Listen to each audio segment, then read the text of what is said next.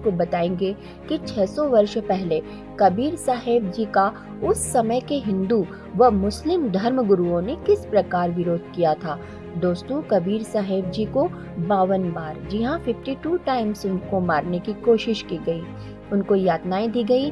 उन्हीं में से कुछ यातनाओं का जिक्र आज हम करेंगे, लेकिन उससे पहले इसके पीछे का कारण जान लेते हैं कि ये यातनाएं उनको क्यों दी गई थी। दोस्तों, कबीर जी ने धार्मिक और सामाजिक पाखंड का विरोध किया व सद ग्रंथों में वर्णित सत्य भक्ति का प्रकाश फैलाने के लिए जगह जगह अपना अमर संदेश सुनाया।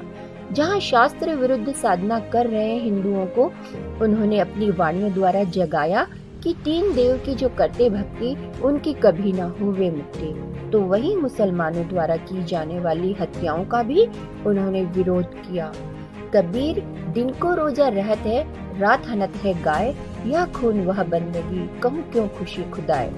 कबीर जी की इन्हीं खरी खरी बातों का परिणाम निकला उन्हें खत्म करने की साजिश, ताकि हिंदू व मुस्लिम धर्म गुरुओं की पोल आम जनता के सामने न खुल जाए।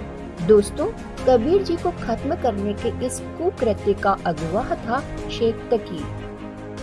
दरअसल शेख तकी मुस्लिम बादशाह सिकंदर लोधी का धार्मिक पीर था। वह कबीर जी से ईर्ष्या रखता था क्योंकि सिकंदर लोधी कबीर जी के प्रशंसक बन गए थे। इसी ईर्ष्यावश शेख तकी ने हजारों मुसलमानों को इकट्ठा करके कहा कि इस कबीर को उबलते सरसों के तेल के कढ़ाई में डालेंगे, यदि नहीं मरा तो हम इसको भगवान मान लेंगे। तेल की कढ़ाई को उबालकर कबीर जी को बुलाया गया। वहाँ सबकी मंशा देखकर कबीर जी खुद उबलते तेल की कढ़ाई में विराजमान हो गए। सभी इंतजार में थे कि कबीर जी जल जाएंगे। उस समय गर्दन कबीर जी की बाहर थी, बाकी शरीर गर्म तेल में था, लेकिन फिर भी कबीर जी उबलते तेल में ऐसे बैठे रहे जैसे ठंडे पानी में कोई बैठता है, और यह संदेश दिया कि वह अविनाशी है।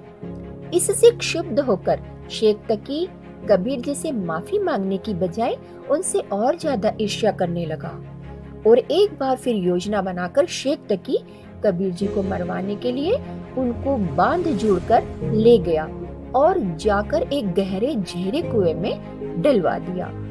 फिर वहां पर इकट्ठा किए हुए हजारों व्यक्तियों से उस गहरे कुएं में मिट्टी, कांटेदार छड़ी, ईंट, गोबर आदि डलवाकर कुएं को 150 फीट ऊपर तक पूरा भर दिया। सबने खुशी मनाई कि आज तो काफिर को खत्म कर दिया।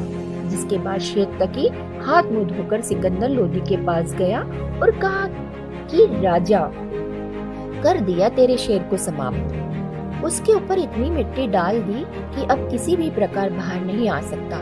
राजा सिकंदर उनकी बात को समझ न सका और पूछा, पीर जी आप किसकी बात कर रहे हो? शेख तकी बोला, तेरे कबीर अल्लाह की, और किसकी? हमने उसको कुएं में डालकर खत्म कर दिया है। राजा ने कहा, क्या बात करते हो पीर जी? कबीर जी तो अंदर कमरे में बैठे हैं, वह तो कहीं पर गए ही नहीं।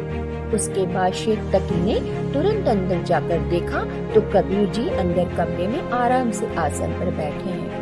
इतना सब देखने के बावजूद भी शेख तकी और अन्य धार्मिक गुरु पीर नहीं मानते भी कैसे? उन्हें तो भगवान से ज्यादा समाज में अपनी पद प्रतिष्ठा और महिमा के कम होने की चिंता थी। तभी तो कबीर परमेश्वर कहते हैं, राज तजना सहज है, सहज तरिया करने, मान बढ़ाई ईर्ष्या, दुर्लभ तजना ये। बार बार इस तरह के विफल प्रयास करके सभी परेशान हो गए। फिर उन्होंने एक साजिश और रची कि कबीर को तलवार से काटकर उसके टुकड़े टुकड़े कर दो। शेख तकी ने इस कुकृत्य के लिए कुछ गुंडे तैयार किए और देर रात्रि जब कबीर जी सो रहे थे तब शेख तकी उन गुंडों के साथ वहां आया और उसने कबीर जी पर बेतहाशा तलवार से वार किए, लेकिन तलवार कबीर जी के शरीर से आर पार निकल जाती। फिर भी अनगिनत वार कर उन्होंने कबीर जी को अपनी तरफ से टुकड़े टुकड़े करके मृत समझ लिया। लेकिन समर्थ को कौन मार सकता है? जब शेख तकी और वो गुंडे चलने लगे तो कबीर जी ने पीछे खड़े होकर आवाज लगाई कि शेख तकी आज कुटिया पर आए हो तो दूध पी के ही जाना। सभी ने सोचा कि भूत आ गया, जिससे सब भयभीत हो गए और डरकर भाग गए। लेकिन दुष्ट व्यक्ति अपने स्वभाव से कभी बाज नहीं आता। उसकी दुर्बुद्धि उसे सत्य स्वीकार करने ही नहीं देती। शेख तकी ने फिर एक षड्यंत्र रचा और अपने अन्य साथी मुल्ला काजियों से कहा कि कबीर को गंगा में डुबोकर मार देते हैं, न रहेगा बांस न बजेगी बांसुरी। सभी की एक राय बन गई। 4-5 मस्तंडों ने कबीर जी को नाव में बैठाया, उनके हाथ पैर बांध दिए, उनके गले में तोक डाल दी व बीच गंगा दरिया में जाकर उन्हें जल में पटक दिया। लेकिन क्या होना था, कबीर जी को लगाई हुई सभी बेड़ियां टूट गई और वह जल पर आराम से बैठ गए। जिसके बाद शेख तकी ने आदेश दिया, इसे पत्थर मारो, बचना नहीं चाहिए आज। सभी लोग उस मूर्ख शेख तकी के बहकावे में आकर अपने ही परमपिता के ऊपर पत्थर बरसाने लगे। पत्थरों से बात नहीं बनी तो तीर मारो, और जब तीरों से भी बात नहीं बनी तो 4 पहर तक तोप के गोले उस परमात्मा पर बरसाए गए। इससे भी उन अक्ल के अंधों को ये समझ नहीं आया कि ये परमात्मा है, अविनाशी है, इनके पैर पकड़ लें। इस बारे में गरीबदास साहेब जी लिखते हैं कि गरीबदास उस पुरी में सबकी बुद्धि का नाश। अतः इस पर भी शेख तकी ने कबीर जी की समर्थता को स्वीकार नहीं किया और एक बार फिर नई योजना के तहत कबीर जी को मारने के लिए खूनी हाथी के सामने डाल दिया गया, ताकि उन्हें कुचलकर खत्म कर दिया जाए। हजारों की संख्या में दर्शक चारों तरफ देखने के लिए बैठ गए। लेकिन पीलवान ने जैसे ही हाथी को कबीर जी की तरफ बढ़ने का संकेत किया, कबीर जी ने हाथी को शेर रूप दिखा दिया, जिससे हाथी भयभीत होकर भाग गया और शेख तकी की यह योजना भी विफल हुई। इन सभी घटनाओं से शेख तकी व अन्य हिंदू मुस्लिम धर्म गुरुओं ने सोचा, क्या किया जाए कबीर का।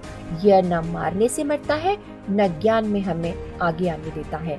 इसने हमारा जीना हराम कर रखा है।